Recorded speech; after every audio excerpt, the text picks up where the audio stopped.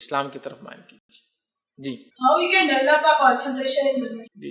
भाई ने एक सवाल किया कि कंसंट्रेशन कैसे डेवलप करें मेमोरी स्टडीज़ के लिए। मैं समझता हूँ उनका एक क्वेश्चन है। तो देखिए, सबसे पहली चीज़ तो ये है कि हम कोशिश करें, और चूँकि आप तो बड़े बालिग हो चुके हैं, 5 वक्त नमाज पढ़े, और जब नमाज पढ़े तो पूरे कंसंट्रेशन के साथ नमाज पढ़े। जब आप नमाज में कंसंट्रेट करना शुरू कर देंगे तो आप खुद ब खुद हर सब्जेक्ट में कंसंट्रेट करने की आदत डाल लेंगे। ये बात आप समझ लीजिए। इसलिए कि कंसंट्रेशन के लिए बहुत सारी चीज़ें होती हैं, जैसा कि नॉन मुस्लिम क्या योगा है। योगा क्यों है? कंसंट्रेशन के लिए।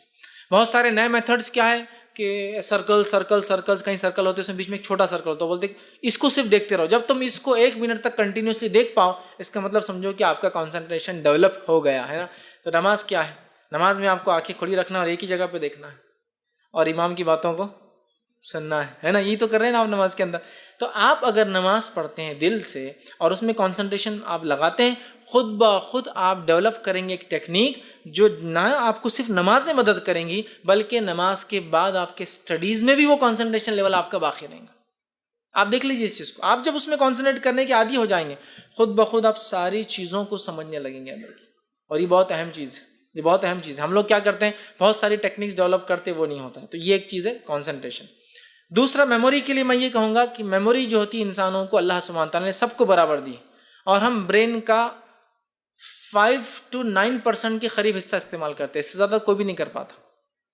इतना ही, बाकी सब वो अल्लाह ने क्यों बना अल्लाह ही जानता है। बहरहाल साइंस बोलती है इतना ही आप यूज़ कर पाते हैं। ठीक, उतने में आपको सब करना है। तो जब आप कोई चीज़ सीखे तो उसको सीखने के लिए वो आप क्यों कर रहे हैं वो चीज़ को आप जान लें, रीज़न बिहाइंड एनीथिंग। आप कोई मैथमेटिकल सम कर रहे हैं, फिजिक्स का कोई आप थ्योरम आप याद करें, केमिस्ट्री के अंदर आप कुछ कर रहे हैं, तो क्यों ये किया जा रहा है उसका अगर बैकग्राउंड आपको पता चल जाए तो आपके लिए वो चीज़ लर्न करना आसान हो जाती है। जैसे पहले मैं छोटा था तो ब्लैक सॉइल रेड सॉइल, अब मेरे को ब्लैक सॉइल रेड सॉइल ही नहीं समझता था क्या है। तो मुझे लगता था ज़मीन रहती है उसके अंदर काले कलर का तेल डाले तो ये ब्लैक सॉइल ऑयल से सॉइल बन जाता, और रेड कलर का डाले गाड़ियों में डालते थे उस टाइम में तो शायद वो बन जाता। टीचर ने कहीं बेसिकली समझाया नहीं कि रेड सॉइल और ब्लैक सॉइल ये काइंड ऑफ सैंड होती है, ये काइंड ऑफ अर्थ होता है, ज़मीन ही ऐसी होती है जिसमें ये खास किस्म के क्रॉप्स लगते हैं। तो हम समझ ही नहीं पाते थे बनती कैसा, वही मेरे कुछ दिमाग में आता था बनती कैसा होंगे रेड और ब्लैक, समझ ना। तो बेसिक जब मुझे समझ में आ गया अच्छा ये होता है सॉइल, मतलब वो ज़मीन जिसमें चीज़ें लगती है वो, फिर मुझे बहुत सारी चीज़ समझ में उसकी खुसूसियत होती है, उसमें ये चीज़ लगती है। जब तक वो नहीं आया था मैं सिर्फ डम बैठा रहता क्योंकि मुझे बेसिक वजह नहीं पता थी। तो आप क्या कीजिए, कोई भी चीज़ आप लर्न कर रहे हैं उसका बेसिक चीज़ें आप याद कीजिए कि क्यों हम कर रहे हैं, इसका रीज़न क्या है, इससे क्या हमको हासिल होगा, क्या गेन करेंगे, एंड रिजल्ट क्या हो रहा है। तो आप बहुत सारी चीज़ें उसमें कर पाएंगे, याद रखिए। वरना क्या होगा, आप चीज़ें तो कर लेंगे, आखिर तक समझ में नहीं आएगा कि हमने ये क्यों किया। तो उससे मेमोरी डेवलप होंगी। और कंसंट्रेशन के लिए नमाज में आप ध्यान दीजिए, जब वो डेवलप हो जाएंगे तो ऑटोमेटिकली हर सब्जेक्ट जब आप पढ़ेंगे फुल्ली कंसंट्रेशन के साथ उसको आप जो कर पाएंगे इंशाल्लाह।